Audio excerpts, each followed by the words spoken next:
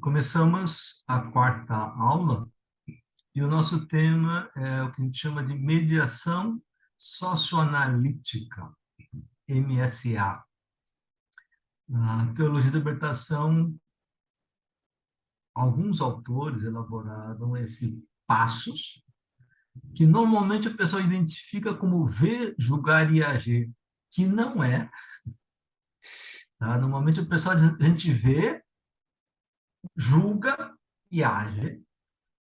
Primeiro erro básico é que nessas três etapas você vê, faz a mediação socioanalítica, analisa, faz um julgamento e depois depois planifica a ação, discute as questões da ação. Tá? Depois, esses são os três momentos da teoria. Depois vai na prática. Porque a pessoa que já pensa, eu tenho que fazer, isso está errado, tem que fazer, e já sai fazendo, não planifica. E uma das coisas da meditação prático-pastoral é, por exemplo, discutir o que nós desejamos. É possível? Né? E o pessoal diz, não, claro, porque se nós queremos, quem quer, quem deseja, consegue. Não, isso é um dos grandes mentiras, uma das grandes modernas. Você não faz porque você não fundo não quer. Porque quem quer de verdade faz, porque poder é querer. Queria. Não, poder não é querer. Querer é gigantesco, o desejo é gigantesco. O poder, a possibilidade de fazer, é muito delimitado. Tá? Então, vamos lá. Então, feito essa introdução geral, então, questão da mediação socioanalítica. Então, primeira coisa aqui, né? É, teologia, no mundo ocidental, sempre dialogou teologia com filosofia. Por quê? Você não tinha teologia como tal na origem. Você tem a Bíblia e os ensinamentos dos padres, os grandes lideranças, grandes figuras do cristianismo. E você tem para explicar e justificar na sociedade, porque os cristãos é uma minoria, você tem que explicar para si próprio e para os outros a partir do quê? Das filosofias ou das teorias dominantes que existiam lá. Porque as pessoas têm que explicar o que é a vida, o que é justiça, o que é isto ou aquilo, a partir do que está lá. Então, você dialoga com a filosofia dominante. Então, quando Paulo, por exemplo, o primeiro grande pensador que vai para fora do mundo de Israel, ele começa a explicar as coisas para os gregos falam, você está indo bem, mas de repente o negócio de ressurreição, isso é bobagem, volta, volta para a terra. Porque para os gregos não existe ressurreição, não é importante, não existe, porque não há morte no ser humano. O ser humano tem uma alma imortal permanente. Então, como se fala em ressurreição? Não faz sentido.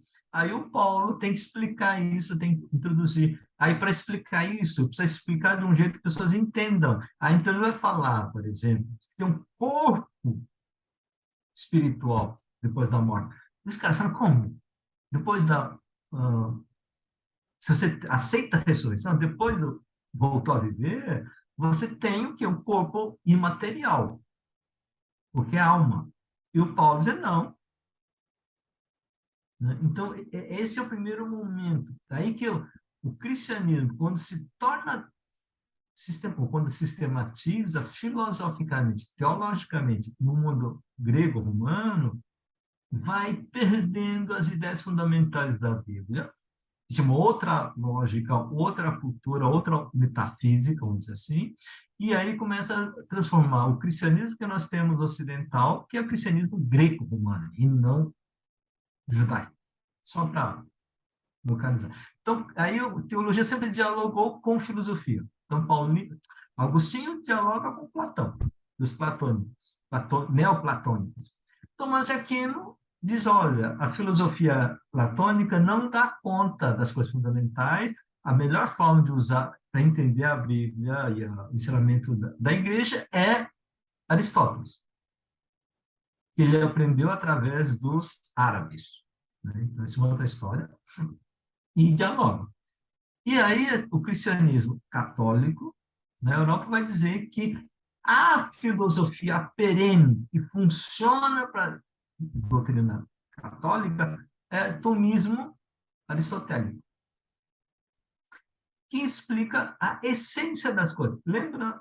Ah, não, não foi, desculpa, foi na aula, outra aula, não nessa, no curso do mestrado, que eu tinha discutido que antigamente acreditava que conhecer a verdade é complementar, contemplar a realidade eterna. E a filosofia aristotelista e teologia escreveria, tá, a verdades eternas. Isso foi no mundo católico até 1950, 60. No mundo protestante, no final do século XIX, sempre em crise. Tá? Mas quando chega a teologia da libertação, diz assim, ó, a filosofia moderna que os teólogos estavam usando, por exemplo, estava Heidegger, né, que o Plínio estudou, de vez em quando comenta essas coisas de fenomenologia, etc. O pessoal diz, isso não dá conta. Por quê? Porque o nosso problema é o problema dos pobres, que é um problema social, que tem origens históricas, e a gente quer soluções históricas no interior da história. Conceitos eternos não são capazes de explicar a diferença do sofrimento dos pobres em 1940, antes da industrialização, e o sofrimento dos pobres em 1960, 70, com a industrialização. Porque entre 40 e 70, nós tivemos, a partir de 50, o processo de industrialização dominante ou forte no Brasil e em outros lugares da América Latina. Então, você introduz uma discussão importante que é a história. Um. Dois, a filosofia não dá conta. Do início, eu dizer que não precisa de filosofia, filosofia não serve para nada, até que aparece, não, espera aí, tem outros filósofos, aí o Dulce vai ser importante. Não, há aspectos fundamentais que a gente discute que a filosofia ajuda. Não a filosofia aristotélica, tomista, hegeliana, que justifica a dominação, mas um outro tipo de filosofia. Aí ele vai usar o Levinas, que é um filósofo judeu, depois vai usar Marx e outros, vai dialogar com outros. Então tá, mas o que nos importa, assim, que uma característica importante das libertações é não basta mais a filosofia, porque categorias, conceitos eternos ou ahistóricas não dão conta do nosso problema. Então, sempre o critério é o nosso problema prático. E aí a gente vai estudar o que, então? Ciências sociais. Você precisa entender a dinâmica da pobreza, a causa e a solução da pobreza, a gente precisa falar com ciências sociais. Tá, ótimo. E aí, e ciências sociais? Existe uma única coisa chamada ciências sociais? Não. Como em todas as ciências, você tem diversas perspectivas. Mesmo ciências chamadas naturais, um tempo atrás eu estava estudando biologia, estava discutindo teoria da evolução, etc. Aí fui lendo que é uma escola que aceita evolução, mas não é darwiniana. Isso, então aí tem um grupo pequeno, está crescendo, etc. Ótimo. Porque todo conhecimento científico é resultado de produção humana, localizado, uma perspectiva diferente. Ótimo. Então, as ciências sociais, pior ainda, né? Porque não estou falando de biologia, não estou falando de árvores ou de células. Estão falando de dinâmicas sociais, que é muito mais complexo.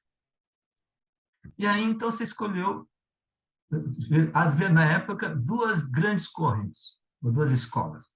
A escola funcionalista e a escola dialética. Obviamente, no interior de cada escola, de linha, você tinha também escolas diferentes. Mas tá, o que é funcionalismo? A palavra função. Então, o papel das ciências sociais é analisar e entender como funciona as funções de um sistema e como melhorar o problema da função e disfunção. Por exemplo,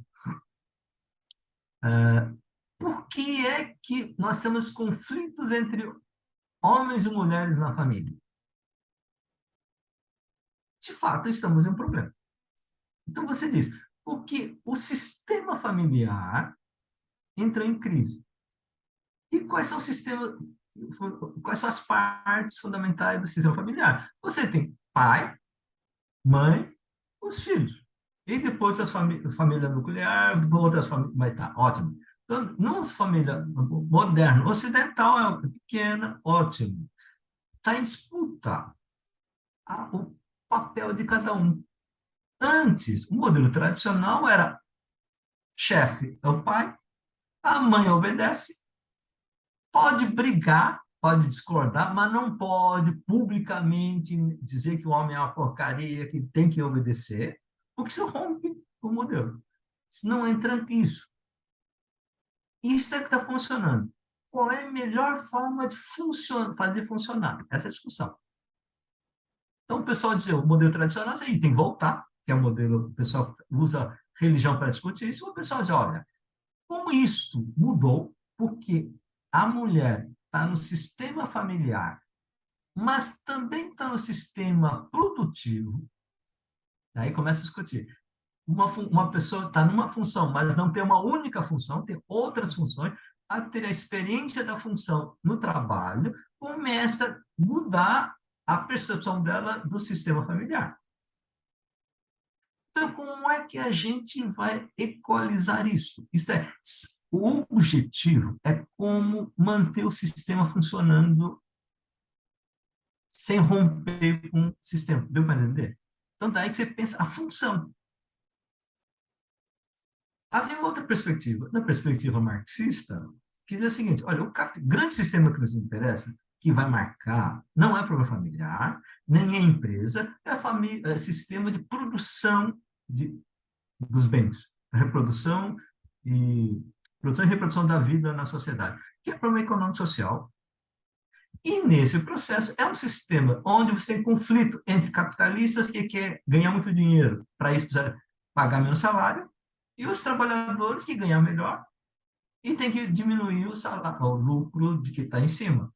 Esse é o conflito do sistema. E esse é um sistema que não é bom, etc, etc. Portanto, a gente tem que encontrar um caminho alternativo, que é chamado dialético. Sair desse sistema para um outro. Deu para entender dois modelos básicos? Obviamente, se você está pensando a partir dos pobres passando fome, não é discutindo a função, né? Precisa mudar essa situação. E aí vai dialogar, então, com ciências sociais de tradição marxista, que na época estava trabalhando, se chamava, tinha uma influência no que chama teoria da dependência. Tá? Fernando Henrique Cardoso, que foi presidente no país, tá? Era um dos autores importantes da construção da teoria da dependência, que era marxista. Então, você tinha essa tendência mais ampla, que tinha uma forte presença da linha marxista, mas tinha o Fernando Henrique Cardoso, que é muito mais weberiano do que marxista. Só para dizer essas. Tá? Mas o mais forte era da tendência marxista.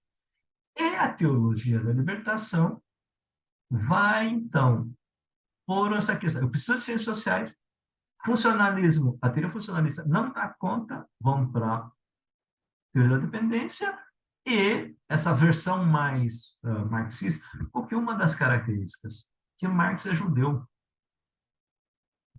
E tem uma lógica de pensar que é muito parecida com a Bíblia. E ele cita muitas coisas bíblicas, metáforas, parábolas. Né? E aí, então, você vai ter essa dimensão, um diálogo do teologia e interpretação com o marxismo. Tudo bem? Só que o marxismo tem um problema. O problema é que o marxismo era ateu. Marx inventa o ateísmo? Não. Ateísmo era a cultura dominante nas universidades no século XVIII para XIX. Tá? E XIX para XX também. Porque, olha, com o cristianismo que tinha na Europa, os intelectuais bons, eu posso crer em Deus e tal, mas a igreja aqui é outra coisa, né? Porque estavam tão a serviço, não da burguesia, mas da nobreza primeiro, que era o troço mais atrasado ainda, depois da burguesia. Então, só que aí veio de novo, não, tá vendo? O pessoal da igreja, que era contra a mudança da sociedade e das relações que havia no interior da igreja também, vamos dizer, não pode usar marxismo porque ele é ateu. Tudo bem? Você pega uma discussão para outra debate. Aí o pessoal, espera aí. Tomás de Aquino usou Aristóteles, que foi acusado de ateu. Porque no neoplatonismo, que foi usado pelos agostinianos, pelo grande teólogo que é Agostinho, tem toda uma metafísica onde tem Deus lá em cima.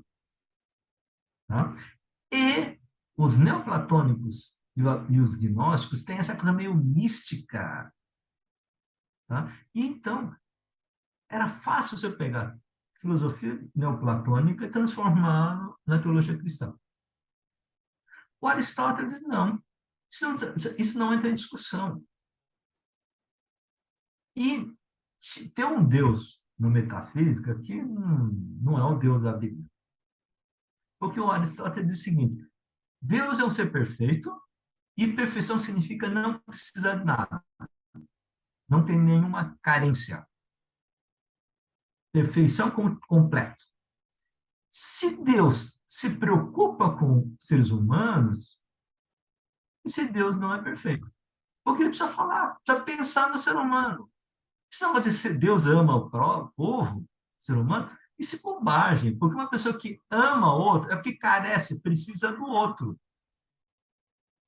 Se precisa do outro, não é perfeito. Se não é perfeito, não é Deus. Pronto. Então, o Deus de Aristóteles não serve para a teologia. O Tomás disse que a filosofia de Aristóteles ajudava a entender um monte de coisa. Então, chamava, não, você está usando um filósofo ateu. Então, na década de 70, no auge da discussão de Marx e teoria da libertação, bispos a favor dos pobres entrou nessa discussão. Gente, a igreja usava filósofo ateu para falar Tomás de Aquino. Por que nós não podemos dizer o seguinte? Como na Idade Média batizaram Aristóteles, quer dizer, batizaram entre aspas, por que é que a teologia de libertação não pode batizar Marx no uso da teologia? E fez uma explicação legal. Disse, olha, no pensamento marxista, você tem um aspecto filosófico e um aspecto científico. Da análise econômico, social, isso é científico. Se o universo tem Deus ou não, isso é uma questão metafísica filosófica. Nós usamos marxismo científico, das discussões sociais, não da filosofia. Da filosofia a gente precisa, não precisa. Isso até me parece, me lembra, o diálogo do Dalai Lama com os cristãos. Essa questão metafísica, filosófica geral, se Deus existe ou não me interessa discutir isso. Eu estou bem com o que eu tenho. Eu quero conversar com vocês sobre os problemas fundamentais da espiritualidade, que ele chama, que é o problema da desigualdade social e da crise ecológica. Isso é que nos interessa. É mais ou menos isso, você dialogar Marx e teoria da libertação. Deu para... Tá? Obviamente, isso vale um pouquinho mais, depois o pessoal diz, aí voltou de novo. Não, teólogo da libertação.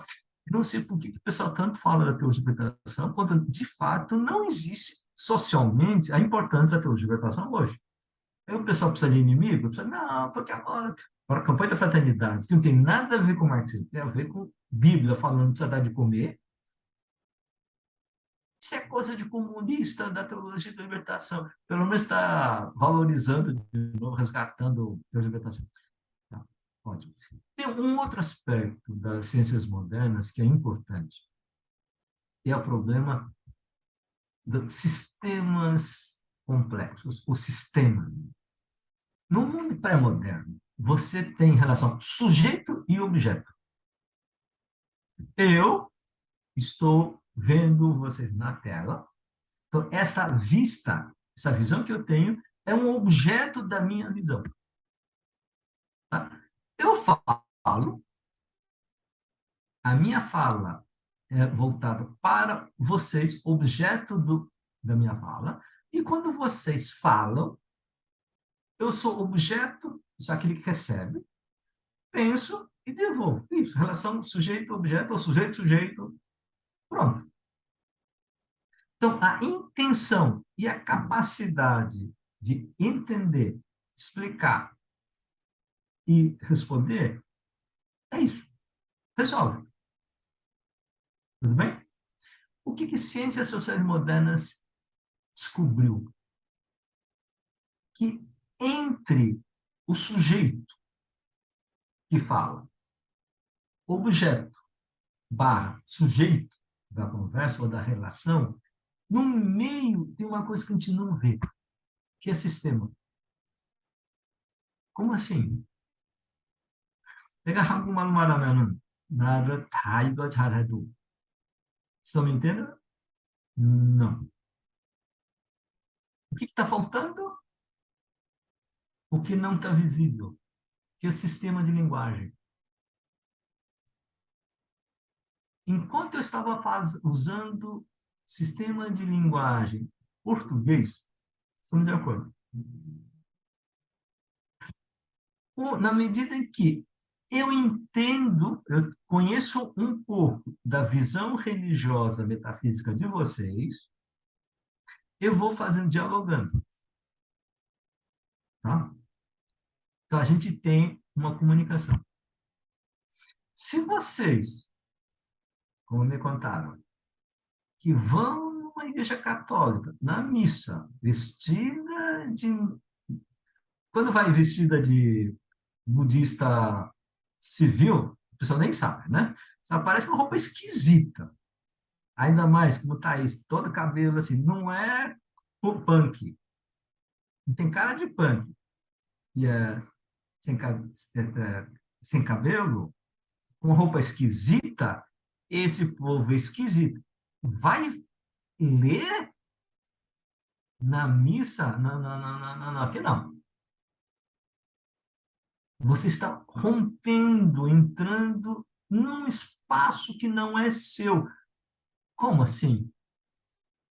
Eu caminhei, entrei, estava tudo funcionando. Ah, fisicamente você pode estar lá.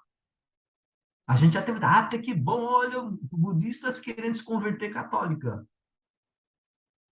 Mas quer com o budista, publicamente budista, participar da missa?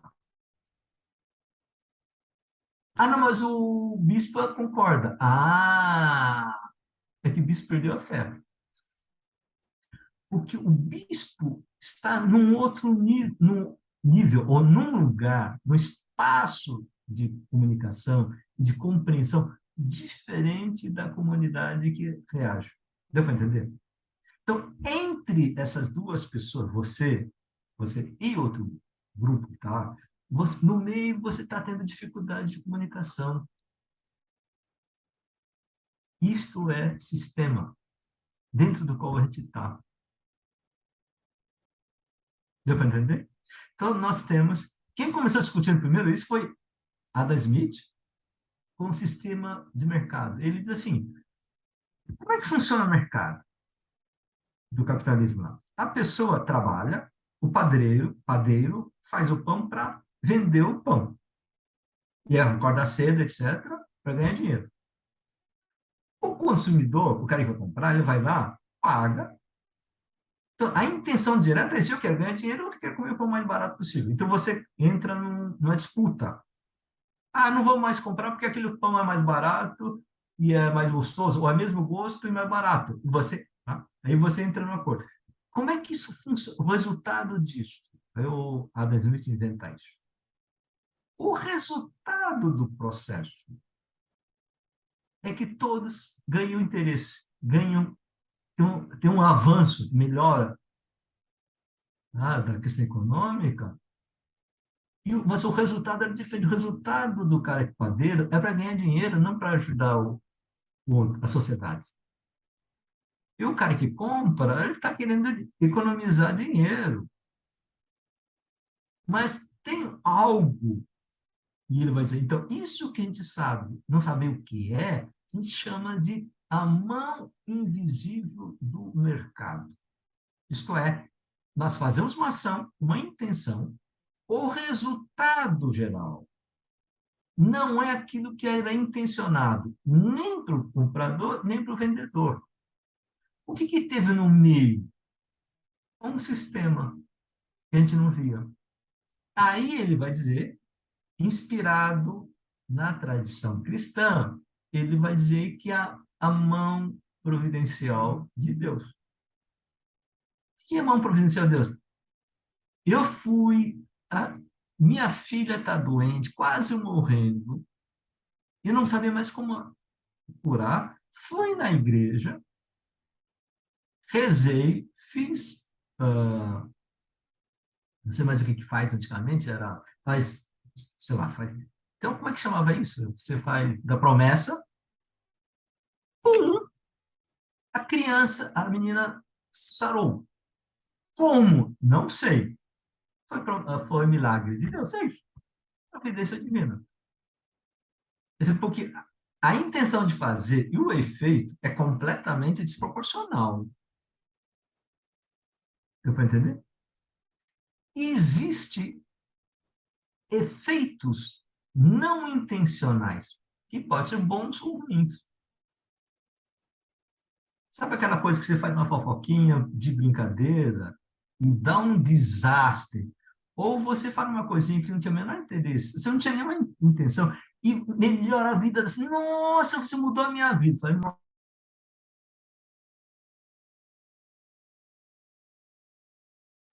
eu marquei aqui sem querer. Então eu estou falando assim, você fala uma coisa intencionalmente, só que o resultado é tão assim, a pessoa diz, nossa, minha vida mudou quando você falou aquilo.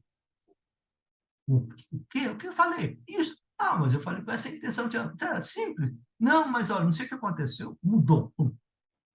Entre a intenção dessa pessoa e a recepção da coisa, tinha uma coisa no meio que gerou um efeito totalmente não intencional. Deu para entender? Então, a ação humana é intencional, tá? A gente tem uma intenção de fazer. O resultado não é direto. Você tem um sistema no meio. Um sistema de linguagem, sistema de cultura, sistema econômico. Né? Por exemplo, voltando para a Thaís de novo, ela foi na mista, foi tudo. A intenção dela era ajudar e tal, para a questão do ecumenismo, etc. E cria uma confusão. Mas não era a intenção. Isto não se mede somente por intenção. Então que como é que faz para evitar intenções, efeitos não intencionais ruins? Estude o sistema.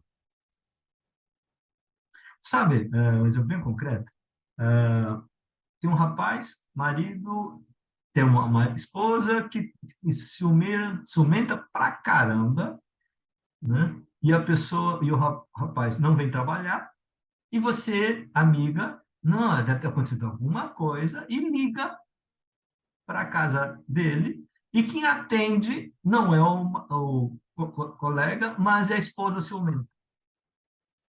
Quem é você? A fulana de tal. Quem é você?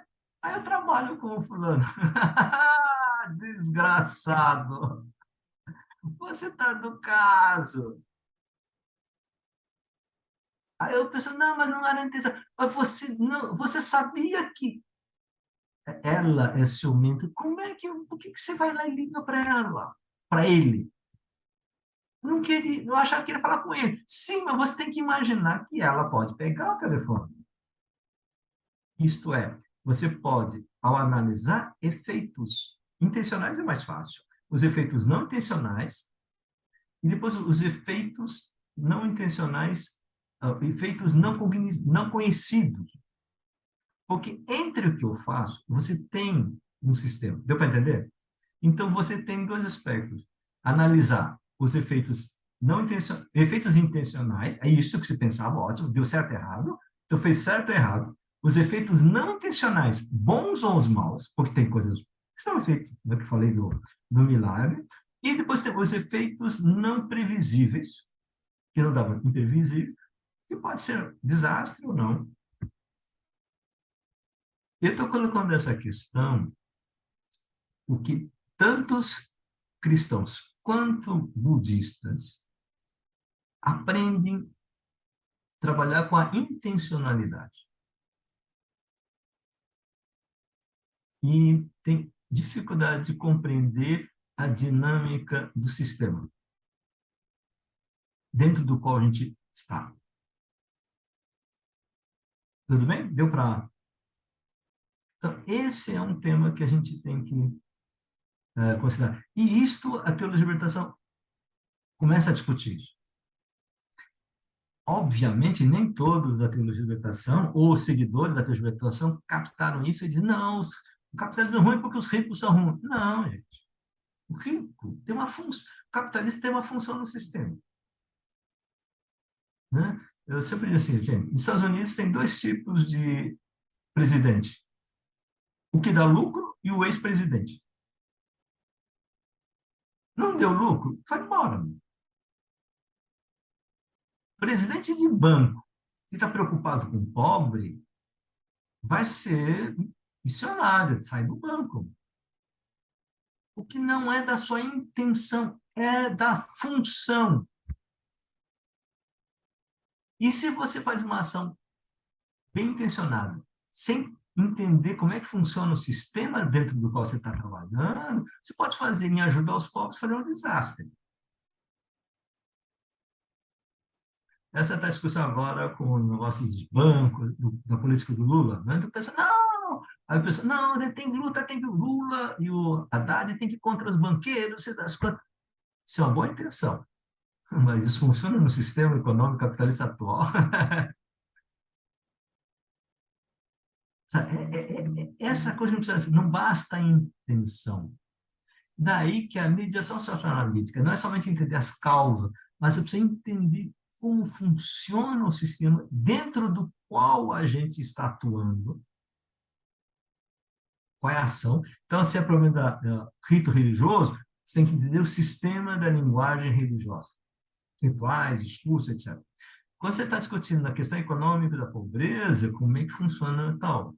E a pobreza na América, na Ásia, no Sudeste Asiático, Tailândia, é capitalista, assim como no Brasil, mas tem uma dinâmica diferente. A vida concreta, o sistema concreto social da Tailândia ou da Coreia é diferente do Brasil. Daí a importância da mediação socioanalítica. Aquilo que você estava comentando, né? Quer dizer, não adianta trazer o humanismo budista da Taiwan para cá, que não funciona. Porque você tem sistemas culturais, linguísticos, econômicos muito diferentes. Deu para localizar os 3 pontos? Acho que eram 3 pontos, é isso? É.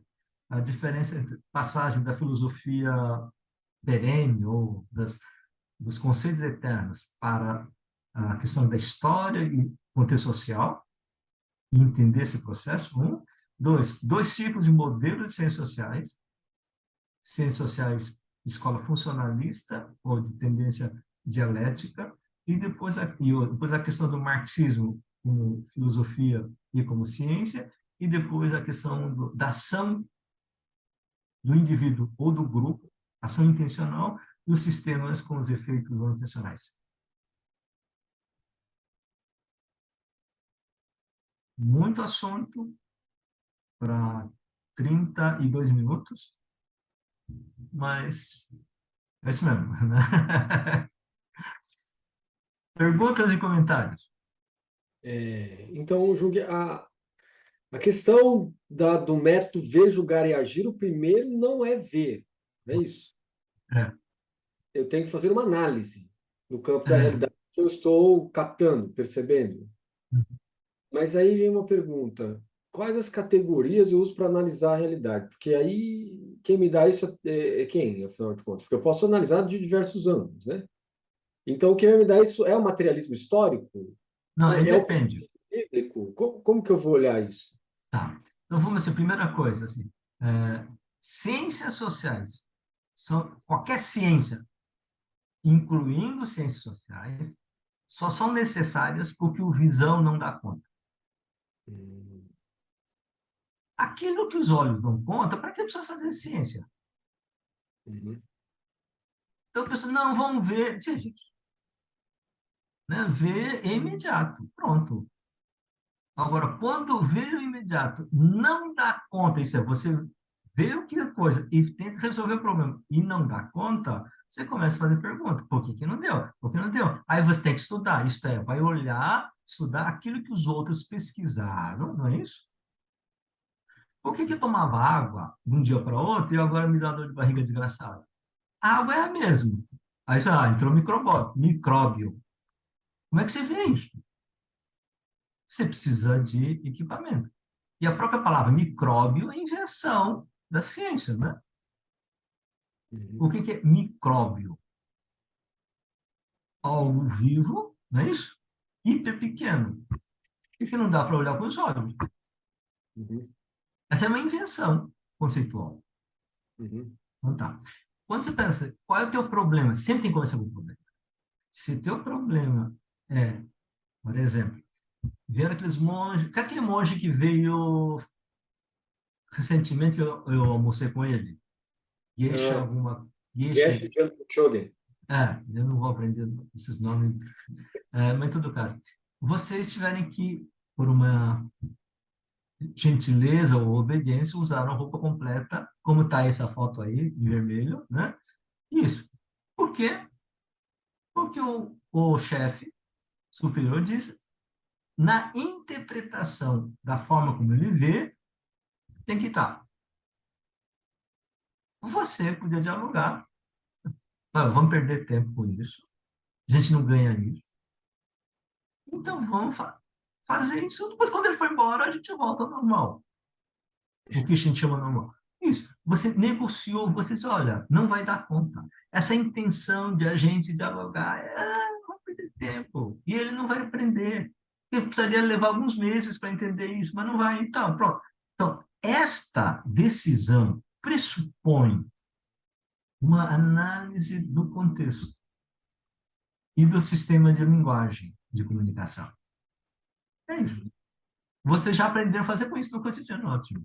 Quando você pega a questão da pobreza, se você não aprendeu sistema econômico social, ótimo, você vai levar tempo. Se você já sabe isso, você, problema de pobreza, por causa disso, o que aconteceu de 1970? Eu fui uma vez dar um curso em Cuba, né? E o pessoal estava em crise, foi no finalzinho foi uns 7 anos atrás, e disse, olha, gente, eu entendi, eu nunca estudei teoria econômica comunista de Cuba, então coloquei isso, vocês tiveram isso, olha, na década de 50, 80, vocês tiveram isso, aconteceu isso, a vida de vocês mudou, foi colocando. Aí enxerguei assim, nossa, você parece que entende cubano melhor do que nós. Eu falei, não, eu tenho uma teoria, eu trago as informações e a experiência que eu tive, informação que eu vinha associada, assimilando há 20 anos que eu ia lá, ótimo, porque eu já tenho treino. Tá?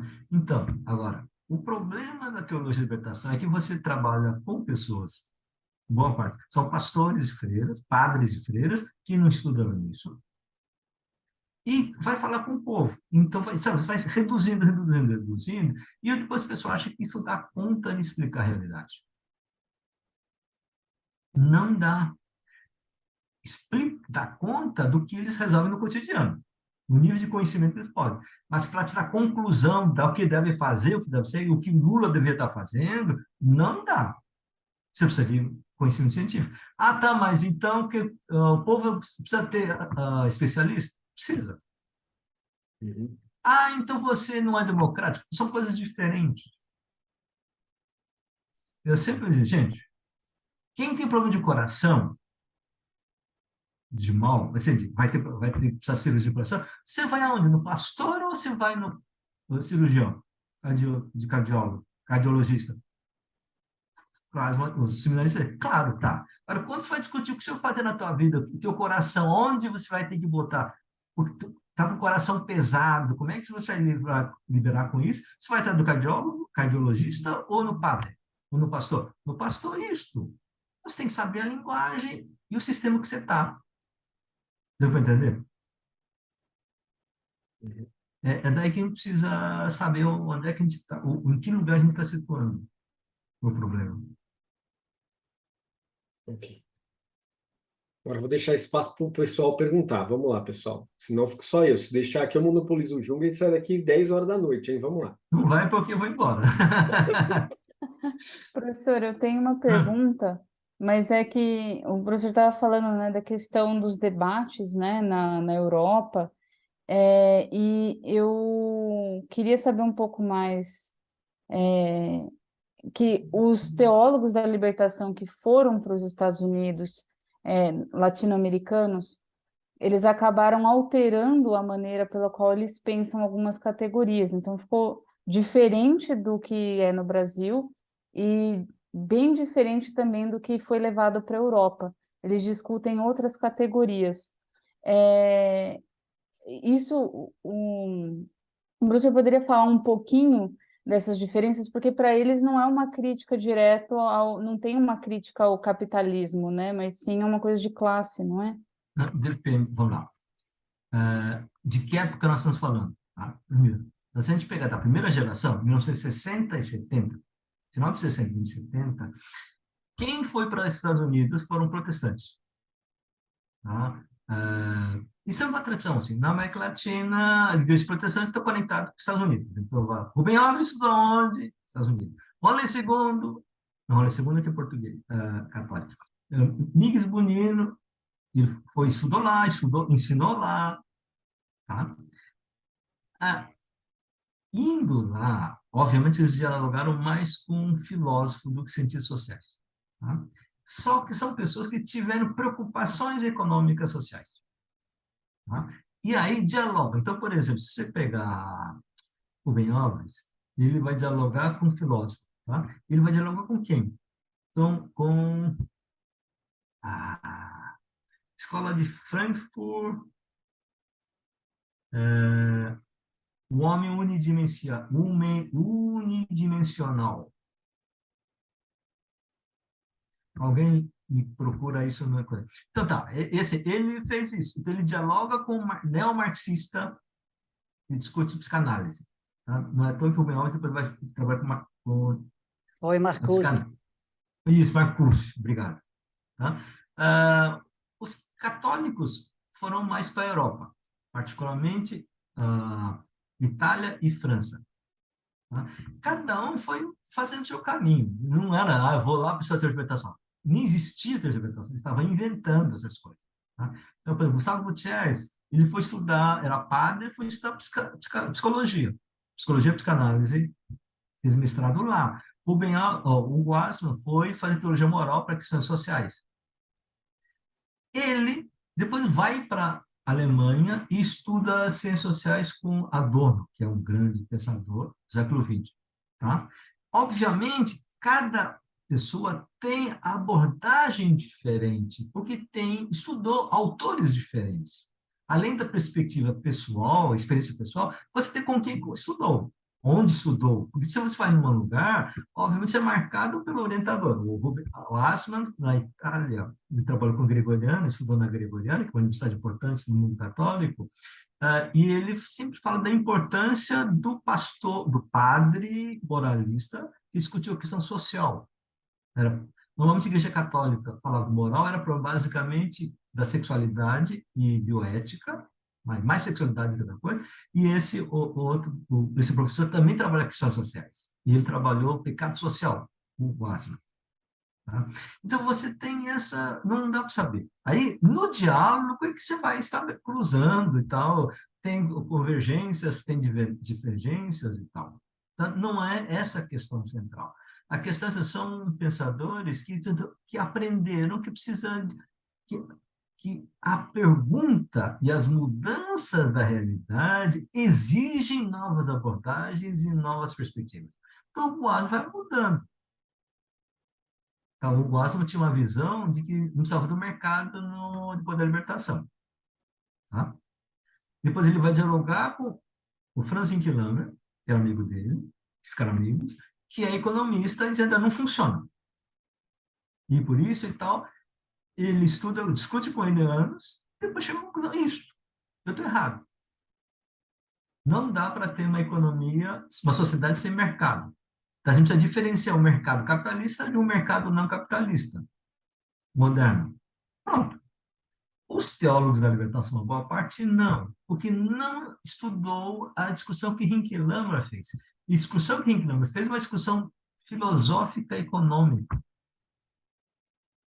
E os teólogos da libertação não estavam nessa linha.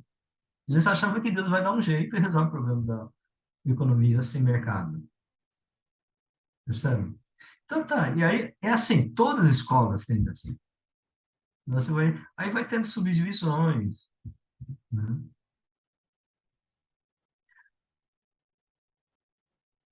Mas alguém com uma pergunta? Eu estou falando de coisa muito complicado. Professor Gil, Fala, Tadinho.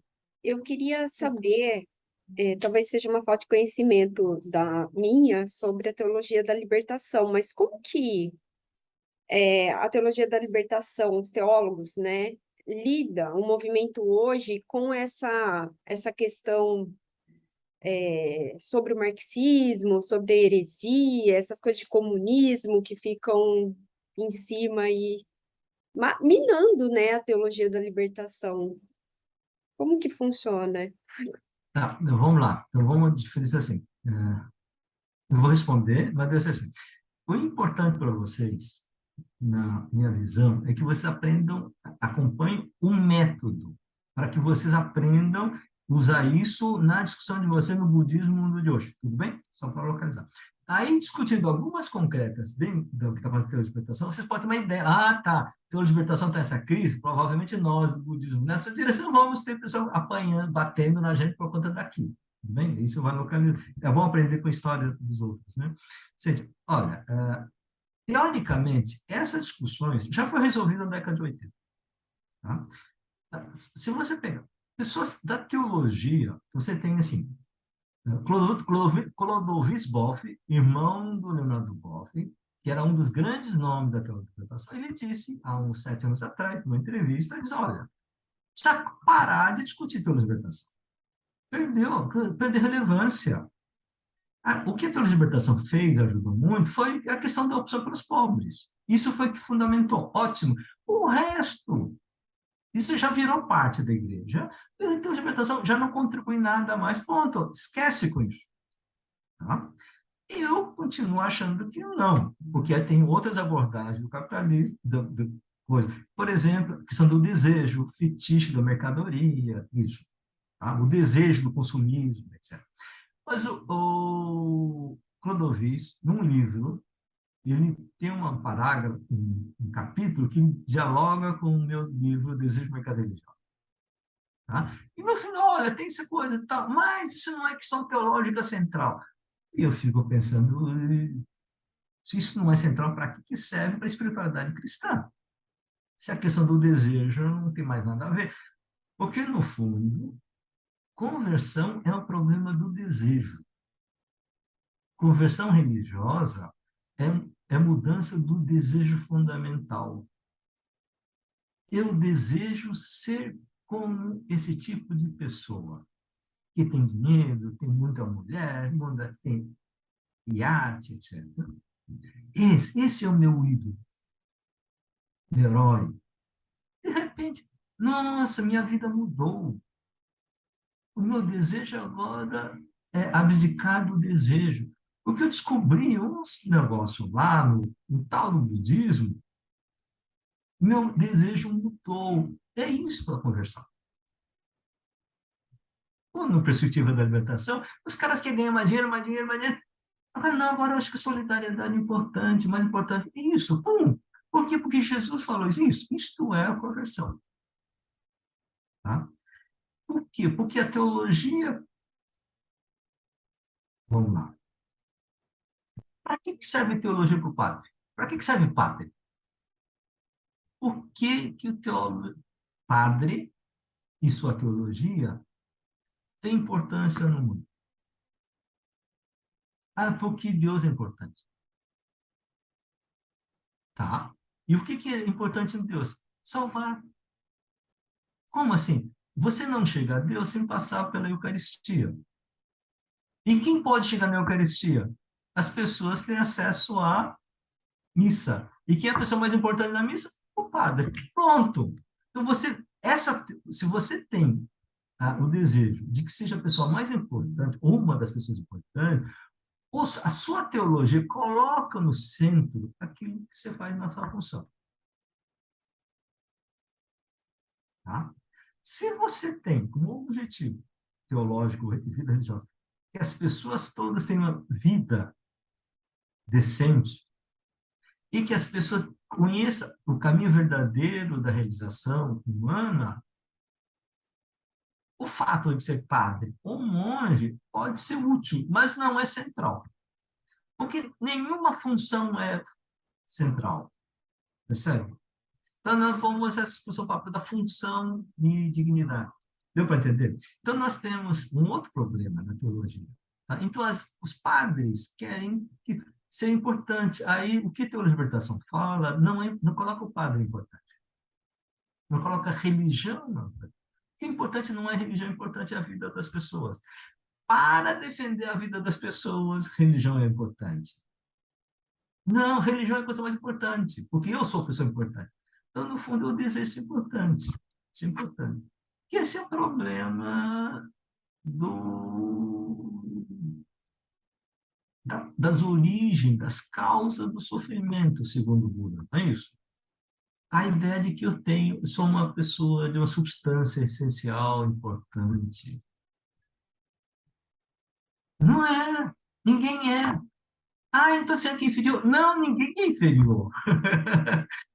Porque na medida que não tem mais, tudo é interdependente, não tem o critério, quem é o superior e quem é inferior.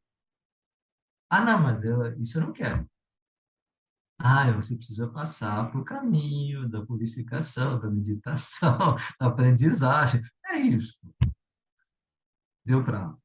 Então, Deu nesse sim. processo, aí você precisa entender as teorias. Uhum. Tá? Mas ficou muito mais Ah, claro para mim. Obrigada. tá. Thaís, queria fazer uma pergunta, Thaís? Ou não? Não estou te enchendo o saco, não. Eu, né, que na verdade, era desde. Nossa, o microfone voltou a funcionar, que bom. Você falou das duas formas de conhecimento, e depois você falou da ortopraxis, né? E agora se desenvolveu do ver, analisar, aí foi. Mas então,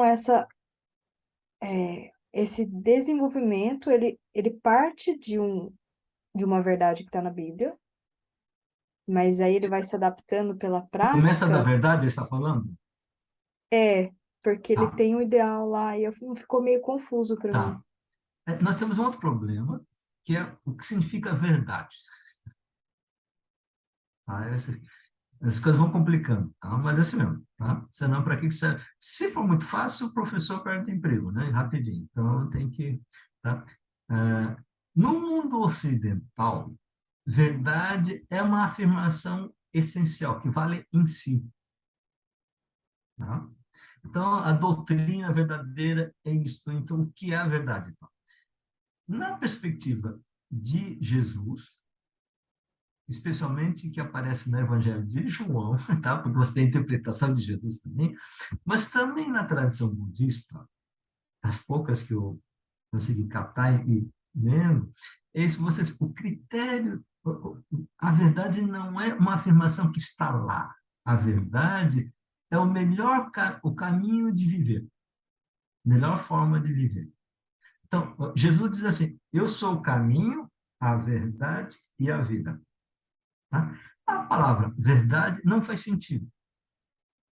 Na tradição ocidental, verdade é uma afirmação uma afirmação é verdadeira quando esta afirmação se adequa à descrição do mundo, de um objeto. A água ferve a 100 graus centígrados. Essa frase é verdadeira ou falsa? Lembra da provinha? É verdadeira, porque a frase, a expressão, é adequada para o objeto em discussão. Jesus dizer, eu sou a verdade, não é frase. Não tem essa coisa. Como é que você julga? Você pode dizer que o Buda, Jesus pode dizer, eu sou judeu. Verdadeiro ou falso? Verdadeiro, isso. Essa afirmação. Eu sou a verdade não faz sentido. A não ser que você diga que a verdade é algo que você faz. Então, a verdade não é discussão sobre o que é a coisa, mas o caminho de ser como ser verdadeiro humano, um bom ser humano. Tudo bem? Tá? Isso parece, na minha interpretação, da discussão do Buda dizendo que é Dharma. Como ele é teoria do que é realidade? Porque, na perspectiva indiana, Dharma é o que descreve o universo, a realidade essencial. E quando o Buda diz, eu sou Dharma, peraí, você é um conjunto de livros? Conjunto de... Não, esse é o caminho de realizar aquilo que é realmente o ser humano deve ser, ou pode ser. Eu estou interpretando. Eu estou fazendo uma leitura joniana do Evangelho de João a uma afirmação de Dharma, tudo bem? Do Buda. Porque são intuições semelhantes que saem dessas teorias filosóficas da dominação, que definem, isto é, a priori. Tá? E quem tem controle dessa verdade é o controle da ortodoxia. Não. Deu para. Então, por exemplo, essa é uma discussão. Agora já estouramos o horário, então, só assim. É, dos, os três joias, eu estou traduzindo que o Buda, o que Dalai Lama fala, que é Buda, Dharma e a comunidade. A palavra que eu não sei como é Sangha. que é. Hã? Sangha. Sangha, isso. O que é isso?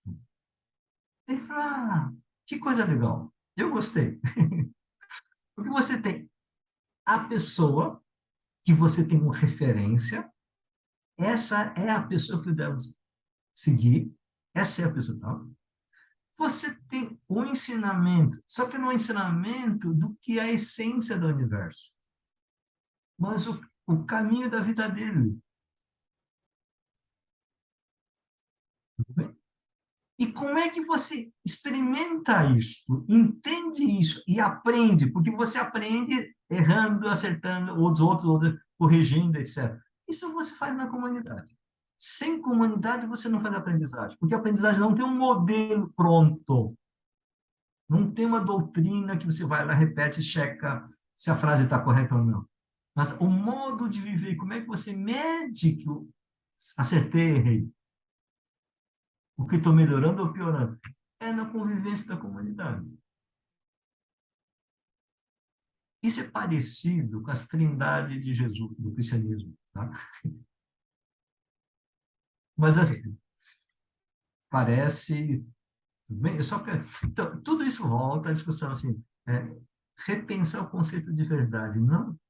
Quando você fala verdade biológica, tá, isso, estou falando... Mas quando falando em termos espirituais, existenciais, da vida, estão falando a verdade está o caminho de realização,